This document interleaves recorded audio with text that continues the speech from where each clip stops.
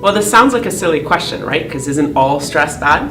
Not necessarily. There's good stress and there's bad stress, and we want to try and avoid the bad stress from happening. So let's say you're working on a tight deadline, and maybe you're really anxious about meeting this deadline, but this can be good stress because it motivates you and it pushes you to work harder.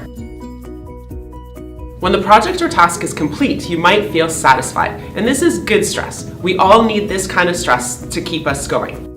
So sometimes that kind of stress can fall into the bad stress bucket.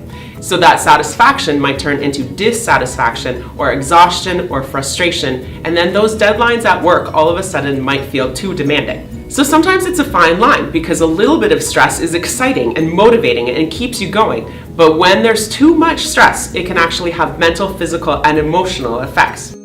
So what can we do about it? It's really important to look for the signs of overload either in yourself or someone else, and then it's time to act. There are things that both employees and employers can do to help mitigate stress in the workplace. When scheduling, consider establishing schedules that are compatible with demands and responsibilities outside the job if possible. And make sure that your employees have the training and the resources they need to get their jobs done. This is so important.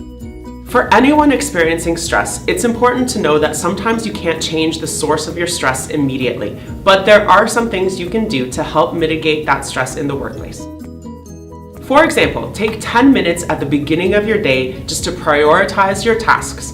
You'll feel much more in control and you'll set yourself up for a positive outcome. Of course, be realistic. Try not to overcommit yourself. It is okay to say no sometimes. Remember to take your breaks. Sometimes we all feel like if we step away, the work will just continue to pile up. But really, taking that lunch break, maybe even going for a walk, can have a powerful effect on your mental health. My last tip is to try and relax. So when you feel that stress piling on, take a few minutes just to take some deep breaths or maybe do some stretches. Relax if you can. Your body and mind will thank you.